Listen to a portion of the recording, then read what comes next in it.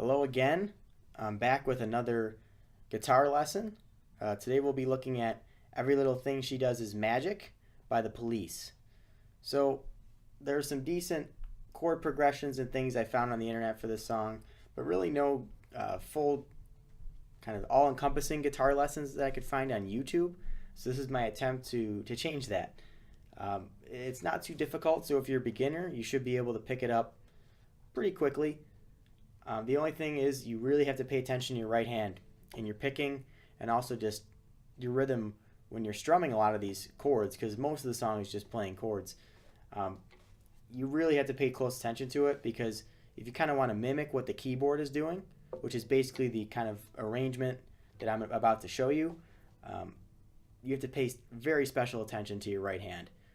So again, listen to the track and watch this lesson and watch kind of how I'm playing it with my right hand, maybe more so than even the chord shapes on my left hand, if you really want to get close to that sound. So it's not a super guitar heavy track, so I just wanted to note that it's obviously a much more, keyboard's more the main instrument on the song, but we're going to go through every section so you can play it. If you're singing it and playing it at the same time, you can totally play this arrangement and it'll sound really full and really nice. So let's jump in. The song starts on a G major. It's kind of like the intro or verse, we'll call it like the main riff that it jumps right into. So you're not playing that high E string. You can just mute it. I guess I'm kind of muting it with the bottom of my index finger. But you're playing 3, 2, open, open, 3 on the B string is the last note you're playing.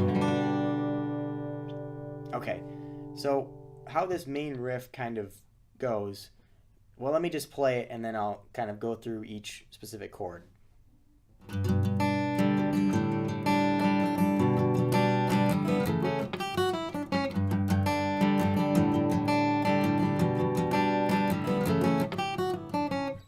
Okay, so you start with that G major. I'll show you the chords first, then I'll show you kind of the picking and little lick I had at the end of it after. The next chord, it's kind of like an E suspended fourth, but the way I'm about to show you, you can kind of just play all the open strings, but you're still holding down that 3rd fret on the B string. So I guess you can kind of consider that, I guess it's like an A over G. Again, muting that top high E string, because you're taking a G chord and changing the bass note now to an A. And then the next chord does a very similar thing. The bass note is now a B note. So once again, it's G major, G with an A in the bass, or G over A, G with a B in the bass, or G over B, which is 2, open, open, 3. You're muting the low E and muting the high E. And the last kind of chord shape, it's an A over C sharp chord. So you're muting the low E string, 4th fret, that's the C sharp note, on the A string, 2nd fret D string, 2nd fret G, and 2nd fret B. That's an A over C sharp chord. So those are the 4 main chords that play throughout all of the intro, all of the intro and the verses throughout the song. So one more time, it's G major, G over A, G over B, A over C sharp. Now, that little riff at the end goes like this. 3, 2, open on the high E, 3, 2 on the B. It's really quick. You can pull off if you want. I kind of like picking it. It kind of sounds like a keyboard when you really, when you play it like that. So that's personally is a nice little detail or touch that I like to add to the song. It makes it sound just like the record and like the keyboard. Anyway, now how you pick it.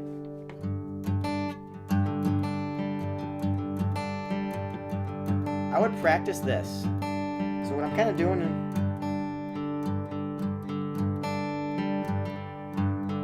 going back and forth between the low E string and the D string, or I guess you can call it like the bass note, the lowest note of the chord, and the D string, and then going up to that third fret in the B string, which stays kind of constant throughout the riff.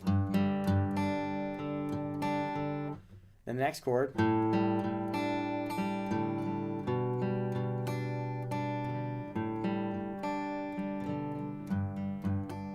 I'm hitting the G and the D string, and I apologize. I'm kind of emphasizing the G string more than the D string, but you can kind of hit any of those, particularly those two notes, and they'll sound fine. So again, you're going between those bass notes and the high note like this.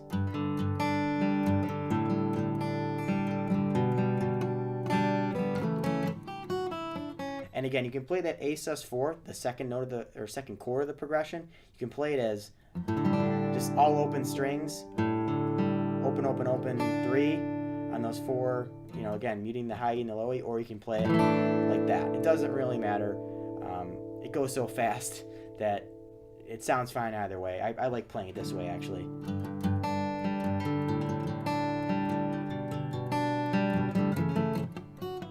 Okay, so I'll play it one more time really slowly, and then we'll move on to the next section.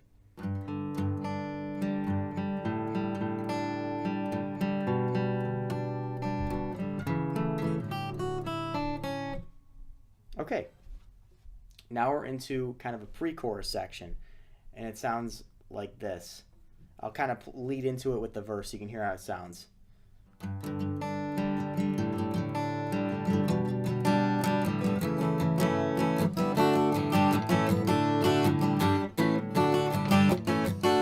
So what I did there, notice how I didn't play that the last time it goes, right before it goes in that pre-chorus, it goes straight to a D major, and you have to, it's a really good exercise if you're a beginner, change chords very quickly from a G major to an A major. So once again, it's D major, G A really quick, G A, D, G A, D. So it's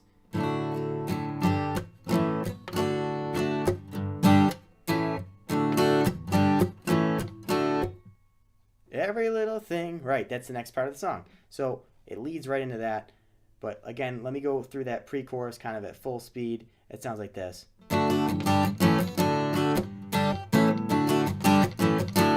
Again, all in your right hand. You want to mute. You want those chords to be really kind of choppy and cut, right? I'm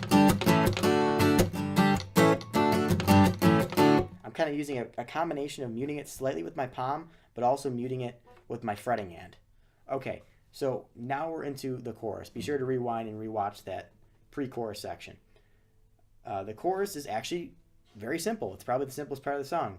Just goes A major, D major, A major, D major, A major, D major, A major, B flat, major, to an F major, right back in the riff.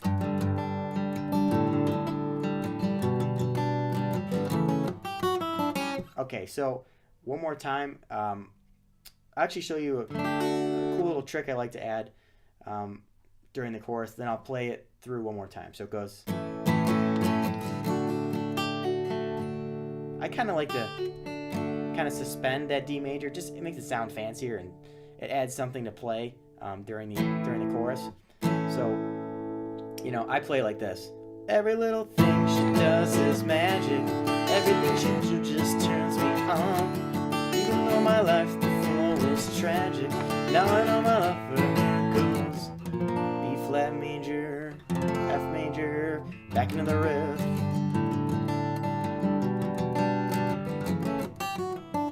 Okay, so that is the intro, verse, pre-chorus, and chorus that I've gone over thus far. Now we really kind of have two sections left to this song. But before I go into those two final sections, the second time that Sting sings the chorus, he plays that B flat major, F progression at the end of the chorus. He plays that twice. So just something to listen for on the record. It's kind of an extended chorus. Anyway, we're now into the bridge. So, I resolved to call her up. It's that part of the song. So we start with the B flat major. And by the way, I'm assuming you know how to play all these chords. And even if you're a beginner, you can look these chords up and you can play them any way you want. You can play it in different spots on the neck. It doesn't really matter. But I'd play it the way I play it just for sake of ease. But again, you can look that up. It's very standard run-of-the-mill bar chords. So anyway, B flat major, we're starting with in the chorus here. I resolved to call her up. That's an A minor 7. I like to play it. I reach my thumb over and then mute that A string, but I'm playing that low E string at the 5th fret and then bar across the 5th fret. Just the way I play it sometimes. You can play it as an open chord. You can play it like this if it's like a regular A minor bar chord, but take your pinky off. Again, you have lots of options here. So anyways, B flat, A minor 7, move it down a whole step to G minor 7, 1,000 times, back up to A minor 7, and the second time it goes G minor 7 you start with, up to A minor 7, B flat, back up to A minor 7. Okay, so let me play through that part and kind of sing the lyrics for you. So, I resolved to call her up 1,000 times a day, ask her if she'll marry me some old-fashioned way. So that's B flat, A minor 7, G minor 7, A minor 7, G minor 7, A minor 7, B flat major, A minor 7. That's the first half of the bridge. Now we get to the second half of the bridge and it sounds like this. It's easier. It's B flat major, C major, B flat major, C major, B flat major, C major, B flat major, C major, D major, G, A, D, really quick like you played in the earlier pre-chorus sections. So let me play that kind of up to speed and with singing the lyrics so you know what it sounds like. My song feels to grip me long before I reach the phone. Long before my tongue has struck me, must I always be alone? Every little thing she does is magic. Okay, so you can rewind and rewatch that section. Again, what the hell? I'll play the whole bridge section one more time, and then we'll go into the final kind of outro of the song. Is the only other part of the song we haven't covered yet. So one more time, I'll play through it really quickly. I resolved to call her up 1,000 times a name, ask her if she'll marry me some old-fashioned way. But my silent fears have gripped me long before I reach the phone. Long before my tongue has struck me, must I always be alone? Okay, so you can watch that again and figure that out. If you're a beginner, they're all great bar chords to know in there. So pay close attention to that. Okay, we're into the final, I guess you'd call it outro section. There's kind of like a second bridge section and an outro section. The good news is they're the same chord progression. So it comes in after that final extended chorus where Sting keeps singing every little thing she does is magic, longer than usual. And he starts going to this. B flat major, F major, G minor 7, A minor 7, B flat major, C major, D major for another measure. And that's it. That is the last part of the song. So I'll kind of play through what it might sound like in context. So it might sound like this towards the end of the song. So here we go. E-O, E-O.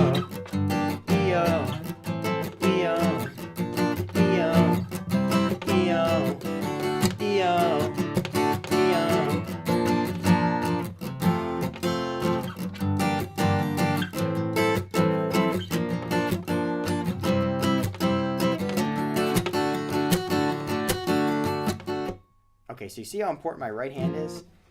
It's everything to this song because the chords aren't too difficult, and it's more about just locking into the groove of the track. So again, rewind and rewatch what I just went through. It's not a very difficult song. It's just a lot of chords, but which again, that's a great exercise if you're a beginner. And that picking, that's really cool, and it's a great thing to know how to play. So it's a great string kind of skipping exercise. So have fun with that. I hope you enjoyed this lesson. I've always loved this song. My first exposure to it was actually when I saw The Wedding Singer. Great movie. Kind of mocking the 80s, but also, totally reminiscing and loving the 80s at the same time. This is a fantastic song. It's probably my favorite Police song, actually.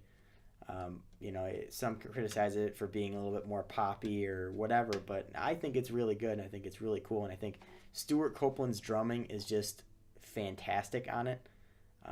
It's a really nice kind of poppy beat, but of course it's Stewart Copeland, so he adds a really nice kind of reggae touch to it, and he's constantly changing the patterns just ever so slightly as the song goes along, and it's so cool. To hear that. And obviously Sting and Andy Summers are phenomenal musicians as well. But yeah, I think Stewart Copeland's really maybe the hero of the Police, if you ask me. His drumming is just fantastic, really tasteful drumming. And this track is no exception. So I always thought my favorite part of the song was the first 12 seconds, I think. It's the instrumental part at the beginning. His Stewart opens with that hi-hat hit, and it's just, it's going to be good. And then Sting comes in with that beautiful bass line, the keyboard's playing, and it's just phenomenal. And the track slowly builds, and Stewart adds more drum layers to the track, and it's just a great, great song. So anyway, I'll stop talking. Thanks for watching. We'll be back with another lesson soon, so I appreciate the support. So thank you. Have a good one.